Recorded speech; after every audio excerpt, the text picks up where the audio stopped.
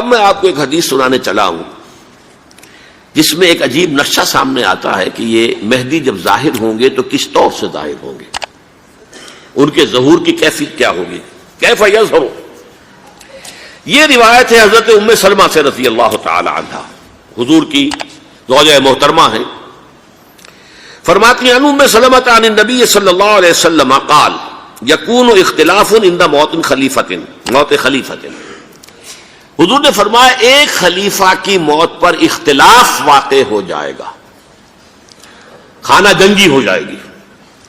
فَيَخْرُجُ رَجُلٌ مِّنْ أَهْلِ الْمَدِينَةِ حَارِبًا إِلَىٰ مَكَّةَ، پھر مدینے کے لوگوں میں سے ایک شخص نکلے گا، بھاگے گا اور جا کر پناہ لے گا اور چھپ جائے گا مکے میں۔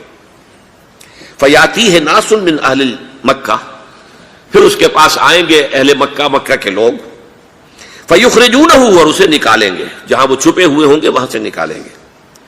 وَهُوَ كَارِهٌ، اور وہ بالکل اس کو پسند نہیں کر رہے ہوں گے، نہ وہ خواہش مند ہوں گے کہ ان کے ہاتھ پر بیعت کی جائے، نہ وہ یہ چاہیں گے کہ وہ میدان میں آئیں اور ان کو جو ہے اپنا لیڈر مانا جائے۔ وَهُوَ كَارِهٌ فَيُبَايِعُونَهُ بَيْنَ الرُّكْنِ وَالْمَقَامِ، لیکن لوگ جو ہے پھر اصرار کے ساتھ ان کے ہاتھ پر بیعت کریں گے رکن اور مقام کے درمیان۔ رکن وہ کونا ہے خانہ کعبہ کا جس میں حجر اسود لگا ہوا ہے، اور مقام ابراہیم جو ہے، ان دونوں کے مابین جو یہ علاقہ ہے یہاں پر وہ بیعت ہوگی۔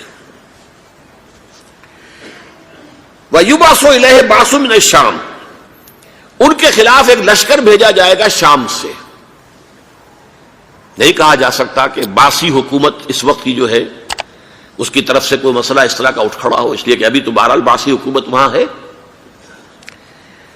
فَيُخْسَفُ بِهِمُ بِالْبَيْضَاءِ بَيْنَ مَكَّةَ وَالْمَدِينَةِ، لیکن اللہ تعالیٰ اس لشکر کو مکے اور مدینے کے درمیان وادی بیضاء میں دھسا دے گا، زمین کے اندر پورے کے پورے لشکر کو۔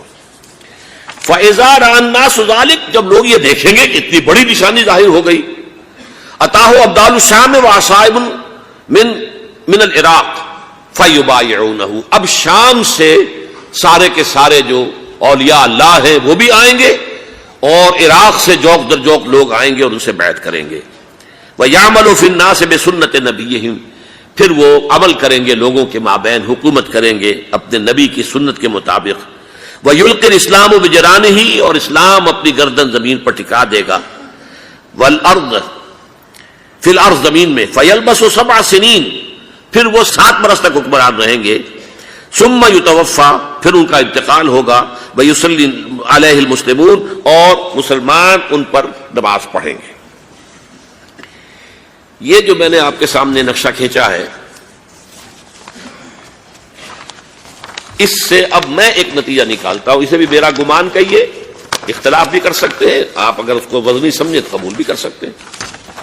وہ یہ ہے کہ میرے نزدیک ان کے ظہور کا وقت قریب ہے، اور اس کی تھوڑی سی بعد میں مجھے معلوم ہوا کہ جین ڈکسن غالباً نام ہے امریکن اس کا، جس نے یہ پیشن کوئی خبر دی تھی کہ 1962 میں عالم عرب میں ایک بچہ پیدا ہوا ہے کہ جو وہاں کا نقشہ بدل کر رکھ دے گا۔ یہ جین ڈکسن کی غالباً پیشن گوئی ہے۔ بہرحال مجھے اس کی پیشن گوئی سے کوئی دلچسپی نہیں ہے، میں تو جو احوال دیکھ رہا ہوں، یعنی اسرائیل کا قائم ہو جانا، اور اس کے بعد اب یروشلم کا مسلمانوں کے ہاتھوں سے نکل جانا، اور اب گویا کہ وہ الملحمۃ العظمیٰ جو ہے تلی کھڑی ہے، کسی بھی وقت جو ہے یہ جو ہے وہ لاوا پھٹ سکتا ہے، آتش فشاں پھٹ سکتا ہے۔ تو یہ تمام حالات ایسے ہیں کہ جن کی وجہ سے میں سمجھتا ہوں کہ ایک تو جو قرآن مجید کے اشارات میں نے آپ کو بتائے، 14 صدیاں 14 دن میں چاند کا پورا ہونا، والقمر اذا اتسق، 14 دن میں 14ویں کا چاند۔ اسی طرح اب یہ 14 صدیوں کے بعد یہ صدی جو 15ویں صدی ہے، یہ در حقیقت ظہور امام مہدی کی صدی ہے۔